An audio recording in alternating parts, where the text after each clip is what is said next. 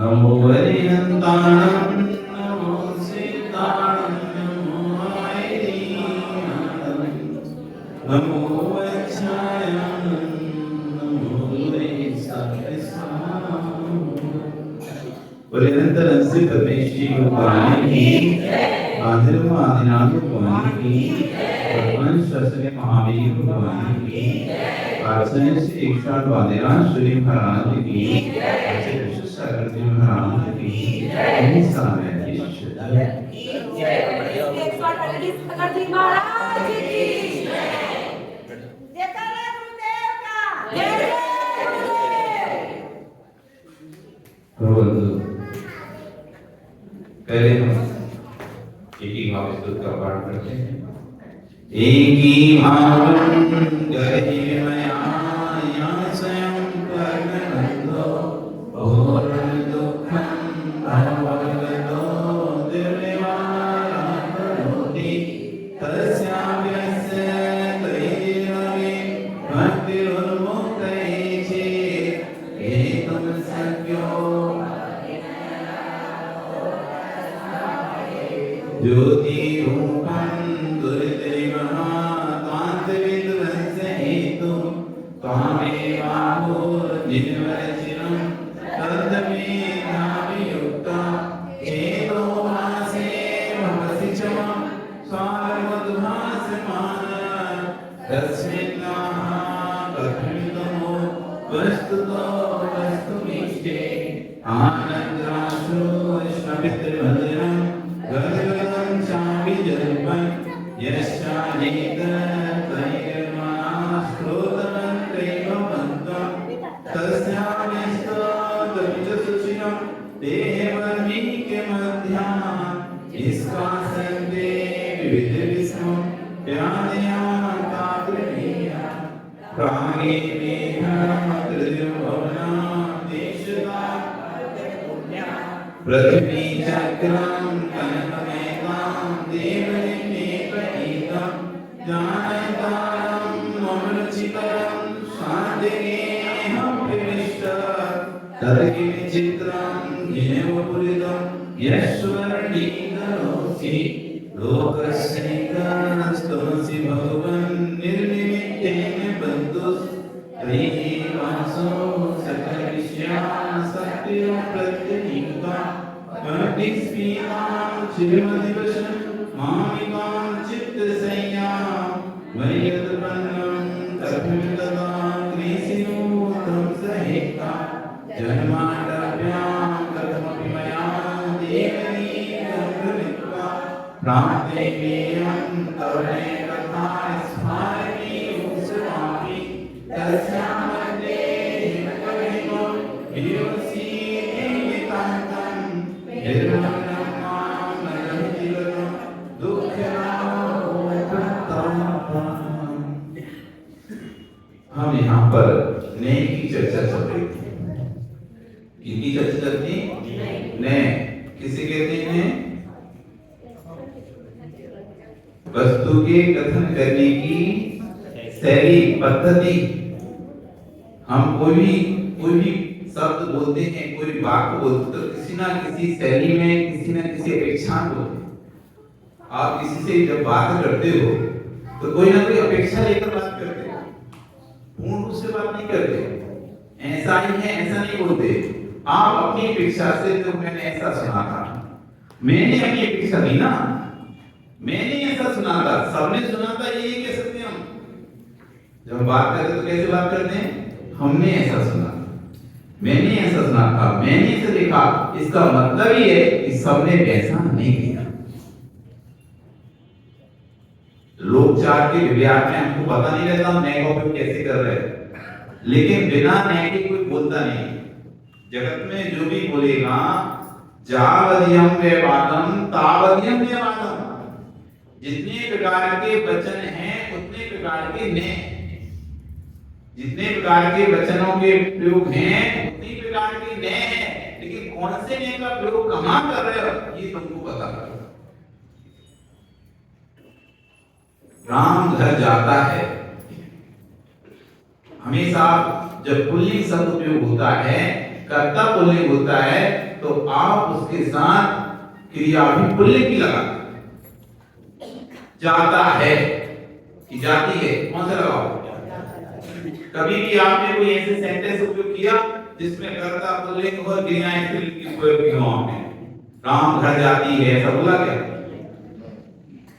आपने जब भी बोला क्या बोला? राम घर जाता है, राम घर जाता है। ऐसा जहां पुल्लिंग की क्रिया है वहां पे आपने पुल्लिंग का करता है तो वहां पे पुल्लिंग की क्रिया लगाई है।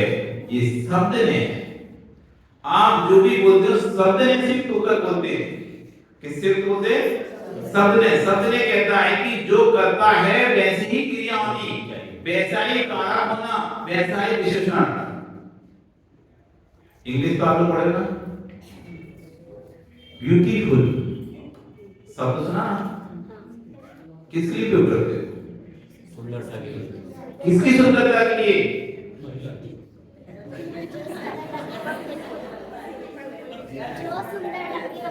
ब्यूटीफुल किसकी सुंदरता के लिए उपयोग करते हो?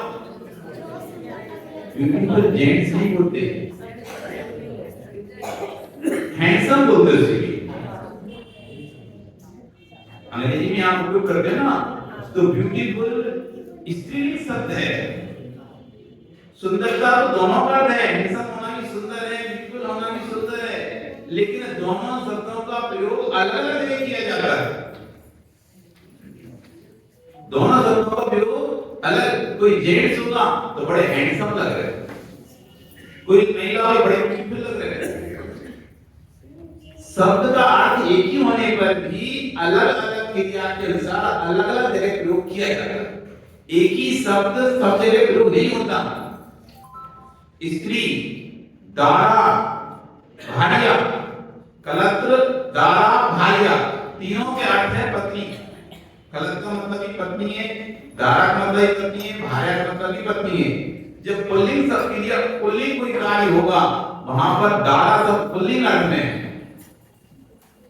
भार्या शब्द स्त्रीलिंग अर्थ में है और कलत्र शब्द नपुंसकलिंग अर्थ में। जब कोई नपुंसक की करता है तो वहां कलत्र शब्द उपयोग होगा, कोई स्त्रीलिंग करता है तो वहां पे भार्या शब्द उपयोग होगा, कोई पुल्लिंग करता है तो वहां दारा शब्द उपयोग होगा। जैसा क्रिया है, जैसा वचन है, दो जाति हैं। दो, बहुत सारे लोग जा रहे हैं ना, तो आप कैसे बोलोगे? दो जाते हैं। बहुत सारे लोग जा रहे हैं तो कैसे बोलोगे? वे सब जा रहे हैं। वे सब जाता है नहीं बोलोगे आप? मैं जाता हूं बोलोगे? जाता हूं, मेरे साथ मैं अकेला हूं ना, मैं जाता हूं या हम दोनों जाते हैं, तो वे सब जाता है ऐसा बोलोगे क्या? वे सब जाते हैं। वे सब बहुवचन है तो जाते हैं भी बहुवचन, क्रिया भी बहुवचन की लगती है। कर्ता बहुवचन हो गया। वे सब खाता, मैं खाता हूं, वे सब खाता हूं, कैसे बोलेंगे? वे सब खाते हैं। मैं बोलूंगा तो एक वचन, मैं खाता हूं।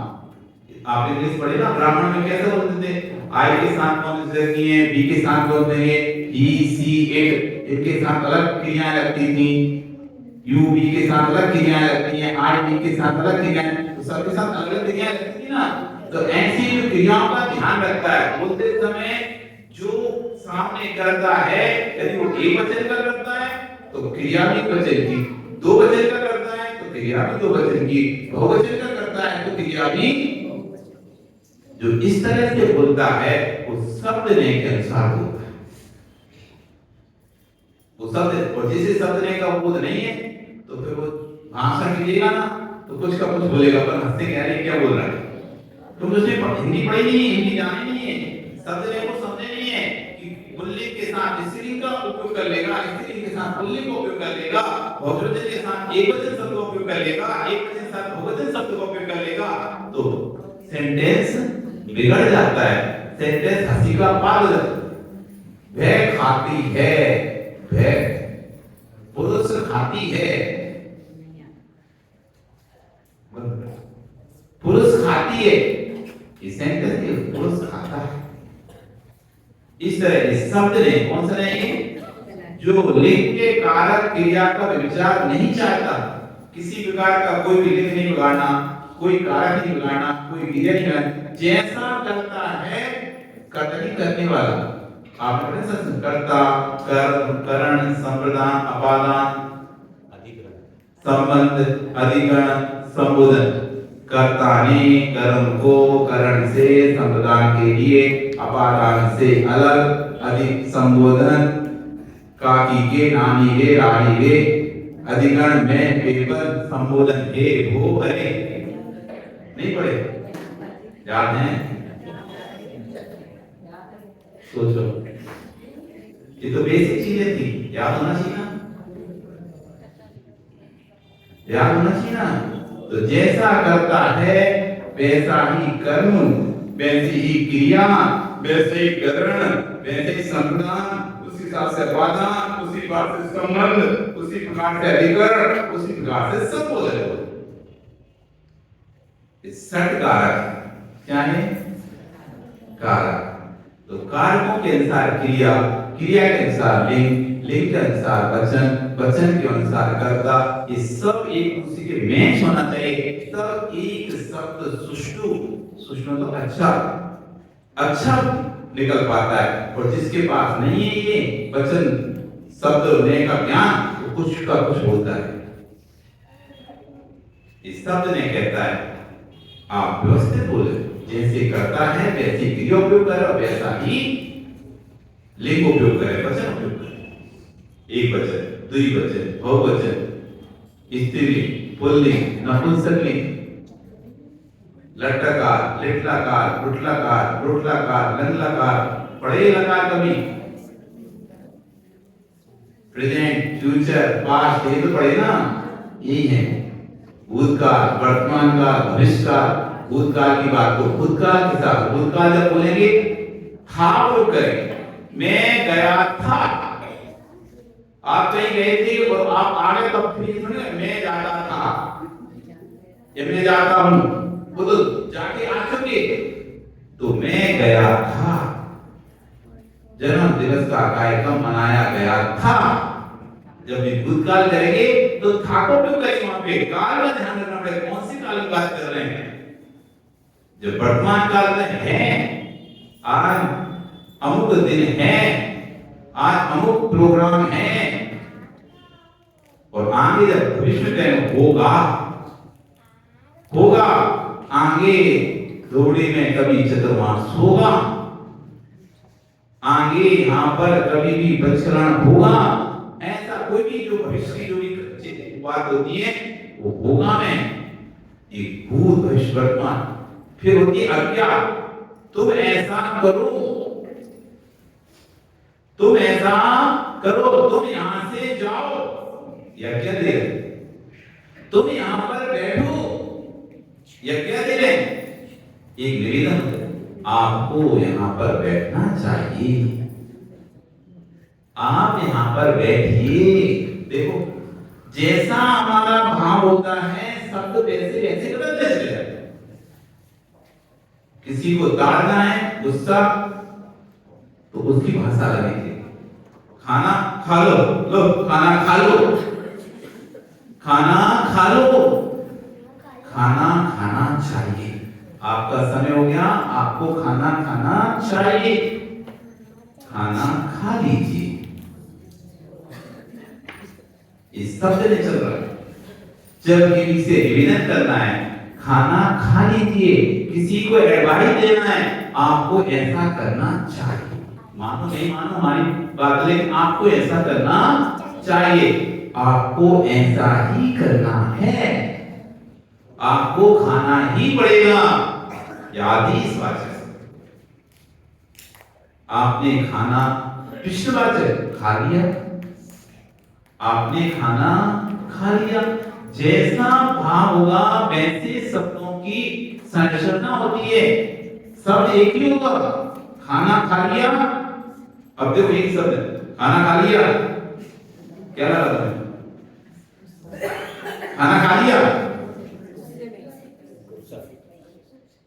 खा लिया खाना,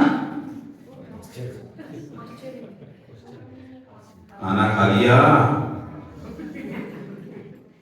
खाना खा लिया, खाना खा लिया।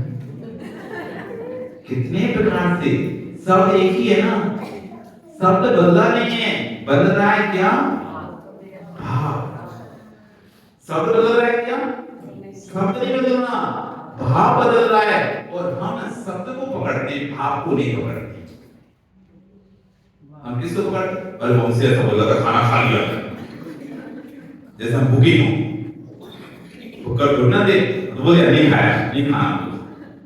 उसका भाव यही था, उसका भाव पूछने का था, खाना खा लिया है तुमने। अब तुम दूसरे को बताओ तो उसके भाव लिखना होंगे, जो तुमने सोच के रखा है वो भाव बताओ। आप देखो कितना अंतर बढ़ जाता है।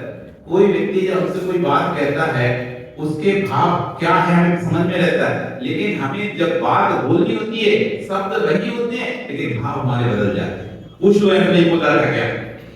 आप फिर कहोगे पूछ लो ऐसा नहीं बोला था, अरे बोल तो यही शब्द रहा था, लेकिन भाव वो उसके थे, ये तुम्हारे भाव। एक बिल्ली देखो, भाव का कितना बड़ा खेल है। एक बिल्ली देख कभी आपने देखना? बिल्ली उन्हीं दांतों से चूहों को उठाती है। बिल्ली के दांत अलग होते हैं क्या? जिन दांतों से अपने बच्चों को उठाती है, उन्हीं दांतों से चूहों को उठाती है। जब चूहे को पकड़ती है तो हत्यारे होती है। जब चूहे को पकड़ती है तो हत्यारे होती है। उसी मुख से जैसे चूहे को पकड़ती है, उसकी गर्दन को पकड़ती है, वो दबा देती है, चूहा मर जाता है। उसी मुख से अपने बच्चे की गर्दन पकड़ती है, उस समय मां जब अपने बच्चे की गर्दन पकड़ रही है वो बिल्ली, तो मां है, दर्द ना हो जाए, कितने हल्के से पकड़ी हुई आप सोचो। जबकि दांत तो वही है ना, दांत भी बदल दे, हाथ से उठा नहीं कि अपने बच्चे को हाथ से उठा दियो, बच्चों को मुंह से उठा दियो। कभी देखा बिल्ली को अपने बच्चे उठाते? हमने देखा है। उसी मुंह से अपने बच्चों को उठाती है, उसी मुंह से चूहे को पकड़ती है। मुख एक होने पर भी भाव में कितना अंतर है। एक भाव मां का है, एक भाव अत्याचार का है। ऐसी शब्द एक होने पर भी, सब एक से होने पर भी भावों में बहुत अंतर होता है। इसलिए कभी कोई आपसे कहे कि अमुक व्यक्ति ऐसा बोल रहा था आपके लिए, अमुक व्यक्ति ऐसा कह रहा था आपके लिए, आपको उसके भाव समझना पड़ेगा। कोई सुधार के लिए तो बोल सकता है, अरे उसको थोड़ा सा अच्छा बोलना चाहिए। आपस में दो लोग बात कर रहे थे किसी व्यक्ति के विषय में, तो उसको थोड़ा और अच्छा बोलना चाहिए। जो लोग कह रहे थे उसको अच्छा बोलना चाहिए, एक आध बोलता है, कितना अंतर। अच्छा बोलना चाहिए, ठीक नहीं बोल रहा था, अच्छा बोलना चाहिए। वो तुम्हारी बुराई कर रहे थे, बोल रहे थे ठीक नहीं बोल रहा था, अच्छा बोलना चाहिए थे। आपने सुना हमारी बुराई कर रहे थे, ऐसा बोल रहे थे हमारी, और हम उसी शब्द को लेकर पकड़ लेते हैं, फोन करेंगे तुम्हारे लिए ऐसा बोल रहे थे। आप भाव समझ नहीं पाए, आप भाव समझ नहीं पाए, आप शब्दों को समझे बस। और शब्दों को समझने के बाद जैसा तुम्हारे अंदर भाव था वैसे शब्द सुनाई दिए। कभी आपने मोबाइल चलाया अपना? चलाते हो मोबाइल को ना? नहीं चलाते? तो मैसेज करते हो आपस में? करते हो मैसेज? नहीं करते? करते हो। आप यहां से टाइप करते हो, सामने वाला वहां पढ़ता। आप यहां से टाइप कर रहे हो, सामने वाला दूसरे स्थान पर पढ़ रहा है। आप बोले नहीं खाना खाना, उसका मूड खराब था, नहीं खाना खाना, पढ़ेगा ना, नहीं बात करना। मैसेज में टाइप किया तुमने, नहीं बात करना, सामान दिमाग से तय किया नहीं बात करना मतलब ऐसी आपके अंदर कुछ भी नहीं था, और दूसरा अपने दिमाग से लेके सारे नाराज है तो लेके अब वो पढ़ेगा तो कैसा भाव आएगा उसको, सामने वाले कैसे गुस्से में लेगा होगा, नहीं करने वाला मैं, ये उसके भाव थे कि तुम्हारे भाव थे, ये उसके भाव थे कि तुम्हारे भाव थे। जो सामने पढ़ रहा उसके अंदर जैसे भाव सामने वाले फीलिंग है वो वैसा, उसको लग रहा है सामने वाला मुझसे गुस्सा है तो उससे लग रहा है जो लिख रहा है वो सब गुस्से में लिख रहा है, चेहरा तो देख नहीं रहा आपको उसका कैसे लिख रहा है, लेकिन आप जो मैसेज पढ़ेंगे आपको क्या लगेगा, सामने वाला हर बात गुस्से में बोल रहा है, हमको ऐसा बोल रहा है। और दूसरा वो तो अपना काम करते करते भी लिखता जा रहा है, अपना काम भी कर रहा है, उसे पता नहीं तुम क्या दूसरे क्या कर रहे हैं, और वो उत्तर देना है तो उसको भी टाइप कर देते, और वो अपने दूसरे काम में व्यस्त है, उसे गुस्से से मतलब नहीं है। लेकिन आपने ऐसी धारणा बना रखी अपने दिमाग में कि सामने वाला हमसे गुस्सा है, इसलिए उसके जब आप शब्द पढ़ रहे हो उसके बाद लिखा हुआ शब्द पढ़ रहे हो तो आपके अंदर वो गुस्से का भाव है। अब तो पत्र आते नहीं, पहले पत्र आते थे, पत्र आते थे, रिश्तेदारों के पत्र आते थे, मित्रों के पत्र आते थे, माँ के पत्र आते थे, बेटे के पत्र आते थे। उस समय जब आप पढ़ते थे उस समय ऐसे भाव आते नहीं आते थे। यदि तुम्हारे अंदर उसके प्रति बड़ा ज्यादा प्यार है तो पढ़ते पढ़ते प्यार वाले भाव आते थे, यदि क्रोध है तो गुस्से वाले भाव आते थे। लिखने वाले ने तो लिखा है, लेकिन पढ़ने वाले के अंदर जैसा उसके प्रति नेगेटिव या पॉजिटिव जो भी आपने उसकी संरचना बना रखी है अपने दिमाग में, सामने वाले के प्रति आपका दृष्टिकोण जिस तरह का है, एक बात की एक जैसा दृष्टिकोण आपका सामने वाले का प्रति सेट हो गया है, आप उसका पत्र भी पढ़ोगे तो आपको वही भाषा लगेगी। दूसरा व्यक्ति जिससे प्यार करता है पत्र पढ़ेगा उसको प्यार की भाषा लगेगी, एक व्यक्ति से नफरत करता है वो वही पत्र पढ़ेगा उसे नफरत की भाषा लगेगी। भाषा एक ही है, लेकिन जैसे हमारे भाव होते हैं वे शब्द हमको वैसे समझ में, शब्द कभी अपना अर्थ नहीं बोलते, शब्द कभी नहीं कहते अयम अर्थ अयम अर्थ। शब्दों ने कहा कि मेरा अर्थ ये है, शब्दों ने कहा कि मेरा अर्थ ये है, आपने ही शब्दों का अर्थ निकाला है। शब्दों ने कभी अपना अर्थ नहीं बताया, व्यक्ति को जैसा उससे अपने स्वार्थ की पूर्ति करनी थी उसने वैसा अर्थ निकाला। उसको अर्थ शब्द अपने आप में शब्द है। अब जिनको मां से लोटी थी ग्रंथों में लिखा अजिष्ठोम अर्ज का होम करना चाहिए। अर्ज मतलब होता है 5 वर्ष पुराना धान, अर्ज मतलब होता है 5 वर्ष पुराना धान, उसकी संख्या अर्ज। लेकिन जो मास लोग भी थे अजेष्ठोम, अर्ज यानी बकरा, बकरे की बलि देना चाहिए, उन्हें अर्थ उसको बोले डाल दिए। जबकि अर्थ शब्द तो 5 वर्ष पुराने धान के लिए था, लेकिन शब्द कैसे बोले कि मेरा अर्थ ये है? शब्द तो शब्द है, मौन है, शब्द तो शब्द है, शब्द तो मौन है, शब्द में कोई अर्थ नहीं है, कर व्यक्ति के भावों में अर्थ है। एक ही शब्द आपको देंगे ना, 4 शब्द उसके अलग अलग निकालेंगे, एक ही शब्द देंगे सब उसके अलग अलग निकालेंगे, जैसे जिसके अंदर परिणाम चल रहे होंगे उसका अर्थ वैसा निकालेंगे। शब्द नहीं कहता है व्यवस्थित शब्दों को पढ़े, पढ़ाना सिखा रहा है। क्या सिखा रहा है? पढ़ाना।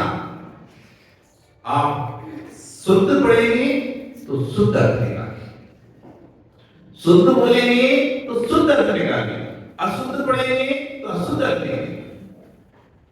कहां पर कोमा लगना है, कहां हलंत लगना है, कहां फ्लोस्टॉप लगना, जैसे कि अपन पढ़ते ना, ये जैसे हम एक किसी भी ले को पढ़ रहे हैं और हाँ कोमा है वहां पर नहीं रुके, उसके पहले रुक गए, उसके बाद रुक गए, पूरी ले खराब हो जाती है। कोमा का ध्यान रखना पड़ता है कि कितने अक्षर पर रुकना है, कितने पर यति है, कितने अक्षर पर विराम है, कितने अक्षर पर पूर्ण विराम है। जब तक इनका बोध नहीं होगा शब्द ने का, तो आप कोई भी ग्रंथ, कोई भी श्लोक नहीं पढ़ सकते। गाथा, छंद, मंदाक्रांता छंद, साधु विपरीत छंद, बसंत तिलका छंद, अनेक प्रकार के छंद हैं। हर छंद की अलग अलग चाल है, अलग अलग यति हैं, अलग अलग उनकी पूर्ण विराम है। ये शब्द ने कहेगा इन सबका बोध करो। कोई भी ग्रंथ को पढ़ने से पहले, कोई भी बात को बोलने से पहले आपको कोमा लगाना आना चाहिए। तुम भीतर जाओ, तुम भीतर जाओ, तुम भीतर जाओ, तुम भीतर जाओ, ये दो शब्द है। अब आपको पता नहीं कोमा कहां लगाना है, कहां लगाओगे आप लोग? तुम भीतर जाओ, तुम भीतर जाओ, तुम भीतर जाओ, तुम भीतर जाओ, तुम भीतर जाओ, तुम भीतर जाओ, तुम भीतर जाओ, तुम भीतर जाओ। ठीक है, तुम भीतर जाओ, तुम भीतर जाओ, तुम भीतर जाओ, तुम भीतर जाओ, तुम भीतर जाओ, तो तुम भीतर जाओ। समझ में सब बदले नहीं हमने कहीं भी। पहले में हमने कहा था भी पर कोमा लगा दिया, भी की बात, तुम भी तर जाओ, तुम भी तर जाओ। अब हमने भीतर के बाद कोमा लगाया, तुम भीतर जाओ, तुम फिर कोमा, तुम भीतर जाओ, कोमा, तुम भी कोमा तर जाओ। तुम यदि अंदर जाओगे अपनी आत्मा में तो तुम भी तर जाओ, तुम तर जाओ, तुम तर जाओ, तुम भीतर जाओ, तुम भीतर जाओ, तुम भीतर जाओ, तुम भीतर जाओ, तुम भीतर जाओ। कितने अर्थ हैं एक शब्द में, कितने अक्षर हुए? अंतर कहां बढ़ रहा है? बस मेरा अंतर कहां बढ़ रहा है? कोमा में एक कोमा से अर्थ कितना बदल गया? कुछ हमने शब्द तो बदले नहीं है, सिर्फ कोमा के बदलने से आप सोचो 4 लोगों से नहीं शब्द बोलेंगे, 4 लोग लिखेंगे, कोई भीतर को मिलाकर लिख देगा, कोई भी वाला देगा, अंतर वाला देगा, तो कितना अंतर आएगा? आ सकता ही नहीं आएगा। इस शब्द ने कहेगा इस सब अंतर को ध्यान में रखना है। आपका कोमा आपको ध्यान रखना है कि ये मेरा कोमा कहीं गलत जगह ना लग जाए, नहीं तो अनर्थ हो जाएगा।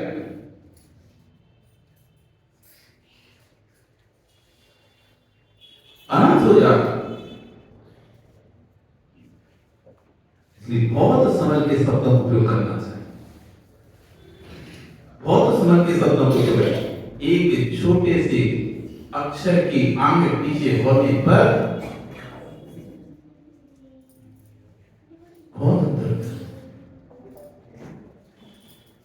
बहुत अंतर हो जाता है। एक सेठ ने एक बच्चे को मारने के लिए एक पत्र लिखकर दिया अपनी पत्नी को। क्या दिया? पत्र लिखकर,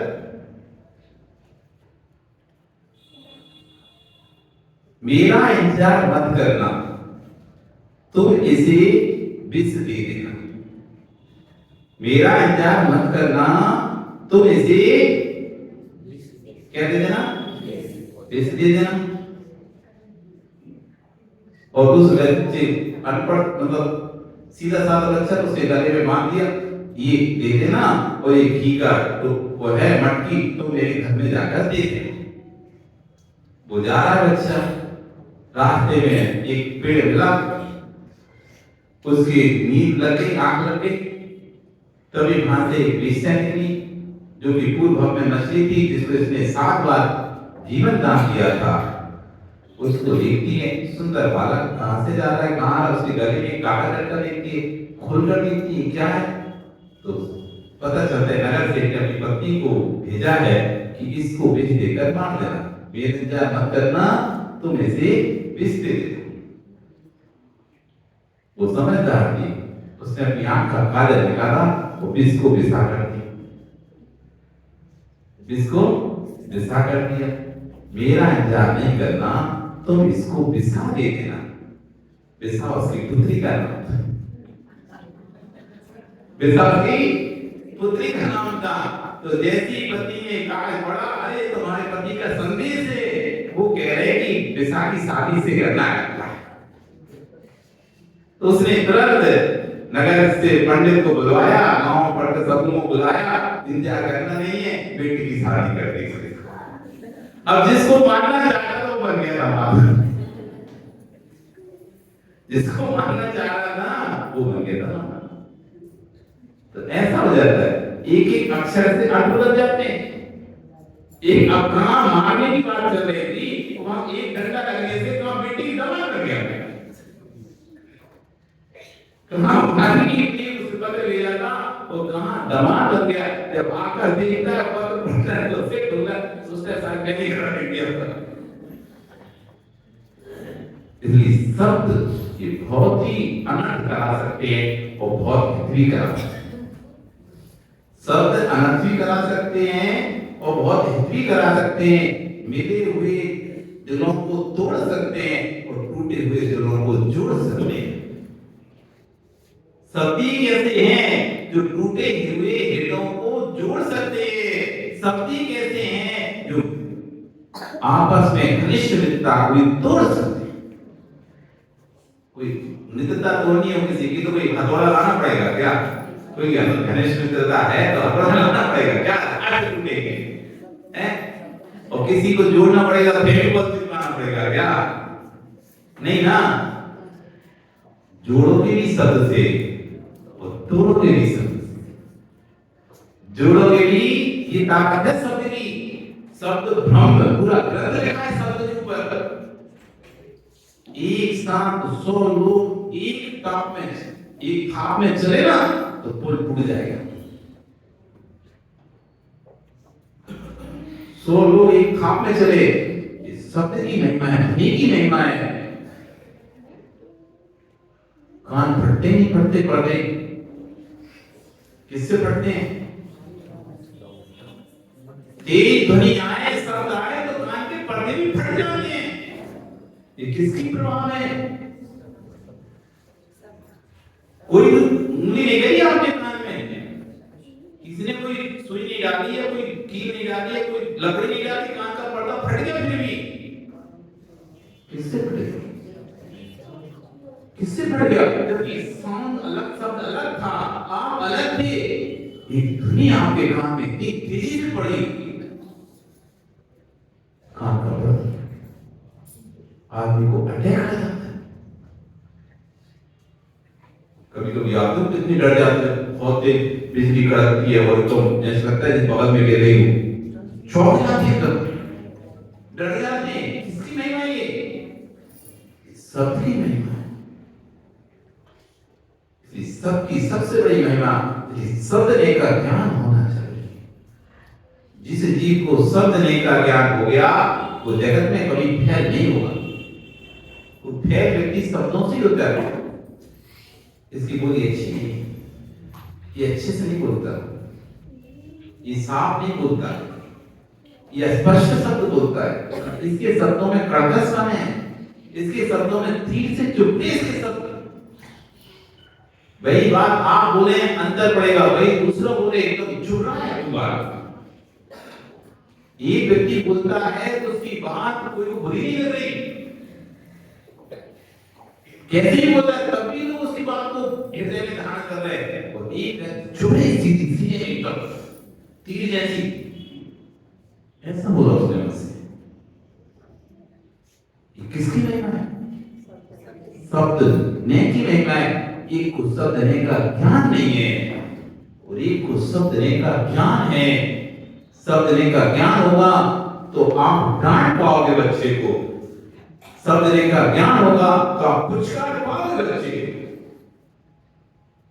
डांटना भी कला है, बच्चों को डांटना भी कला है और बच्चों को मनाना भी कला है। हर व्यक्ति डांट नहीं पाता और हर व्यक्ति मना नहीं पाता। किसी को सिर्फ डांटना आता है, किसी को सिर्फ मनाना आता है, किसी को सिर्फ डांट नहीं आता है। डांट देता उसका तो सिर्फ अब कैसे से चुप करे, कैसे करे, अब किसी दूसरे ये से चुप करवा, स्वयं से वही है, उसको आते नहीं कैसे मनाया जाता है। तो डांटना जैसे कला है वैसे मनाना ये कला है। ये कला आदि नहीं आती, दोनों ही शब्दों से होती है। डांट भी शब्दों से, पुचकार भी शब्दों से। तो जब हमारे गुरुजी साथ में रहा करते थे तो कोई को ज्यादा पीड़ा होती थी, दुख होती, तकलीफ होता था, तो क्या वो पीछे पीछे धीरे धीरे चलने लगता था, चेहरा उदास हो जाता था। तो गुरुजी को देखते थे पीछे मुझे उदास है चेहरा, 3 दिन से अंदर आ रहे हैं, पानी नहीं गया, एक खुदी पानी, ऐसी गर्मी भीषण पड़े तो स्वाभाविक शरीर तो गर्म हो ही जाता है। लेकिन अब बिहार में तो वो भी तो नहीं रोक सकते ना, वो तो चलना ही पड़ेगा। अब इसके मन में किसी प्रकार का विकल्प न आए, छोटा सा तो नए की इच्छा होती है तो उसको अब हम भी मजाक सुनता रहता है, बोलेंगे अरे अरे तुम तो बीज की संतान, तुम्हारा चेहरा ऐसा नहीं होना चाहिए, तुम तो बीज की संतान, चलो लो मैं हाथ पकड़ता हूँ तुम्हारा, मेरे साथ चलो। उसका हाथ पकड़ लेंगे, वो वैसे ही खुश हो गए। गुरुजी ने हाथ पकड़ लिया, अच्छा दर्द हो रहा है, अपने से जाएंगे, अच्छा से बहुत से दर्द, अच्छा दर्द हो रहा है, कोई बात नहीं, जरा लो दबा दे। अरे गुरुजी आप तो कितना दबाएंगे, वैसे ही खुश हो गया। शब्दों की महिमा, इस शब्दों की महिमा की हजारों किलोमीटर व्यक्ति बिना भूखे, बिना पानी के, बिना खाने के अंतराय में भी 10-10 अंतराय, 5-5 अंतराय में भी, भीषण गर्मी में भी हर दिन 20 से 25 किलोमीटर चल रहा है। बस गुरुजी ने प्यार से बोल दिया, अरे राजा बेटा हो तुम, राजा बेटा हो तुम, कैसे उदास हो गए। एक महाराज थे तो उनके भतीजे का नाम वीर था, वीर था। तो जब उनको अंतराय, सबकी अंतराय होती है तो संग में तो जिसको ही बुलाते थे तो सबको हंसी आती है, बात ऐसी बुला रहे और उसको बोले तो वीर की संतान। तो सब हंसते थे, आ बेटा आज से तुझे बुला रहे हैं, आप वीर की संतान। तो ऐसे लेके जाते थे। तो एक महाराज तो वो जब उसको बोलते थे तुम तो वीर की संतान, मतलब महाराज जी आज से वीर की संतान नहीं है, तो वीर की चाचा उनके भतीजे का नाम वीर था ना, तो ये वीर की संतान नहीं है, ये तो वीर के चाचा, वीर संतान तो हम लोग हैं। इस तरह की हंसी मजाक का माहौल शब्दों से क्रिएट कर दिया था, उसका उत्साह बढ़ जाता था, उसका ध्यान भटक जाता था।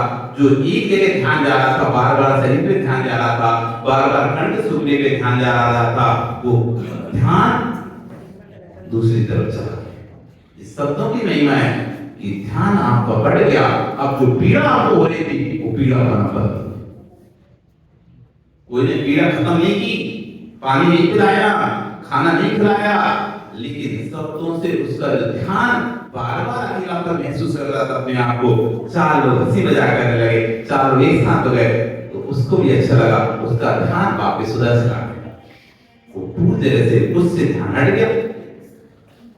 यही तो शब्द की महिमा है। आप शब्दों से रोते हुए व्यक्ति को हंसा सकते हो और शब्दों से हंसते खिलते माहौल को गंभीर बना सकते हो, हंसते खिलते माहौल को गंभीर बना सकते हो शब्दों से, और गम वाले माहौल को शब्दों से खिला सकते हो। इस शब्द की महिमा है, इस शब्द ने की महिमा है। आप पर्याय तो अगला समविगुण ने आगे आने वाला बहुत अच्छा है। समविगुण ने एक ही नए भौतिक, क्योंकि हम तो शॉर्ट में समझा रहे हैं आपको, एक तरह से ऊपर टच कर रहे हैं उसको, जब उनके गहराई में अंदर जाते हैं एक एक पुस्तक है, एक नए पर इतनी मोटी मोटी, आप सोचो क्या लिखा होगा एक एक पुस्तकों में, इतना एक ही शब्द पर, बस शब्द ने इस शब्द पर पूरी पुस्तक है। आपको तो शॉर्ट में उसका एक सारांश बता रहे कि ये क्या है शब्द में, जब इसकी गहराई में जाते हैं तब समझ में आएगा उस शब्द ने। कल हम यहाँ पर समरी को समझेंगे। बोली भगवान महावीर स्वामी। जय वाणी ठीक है।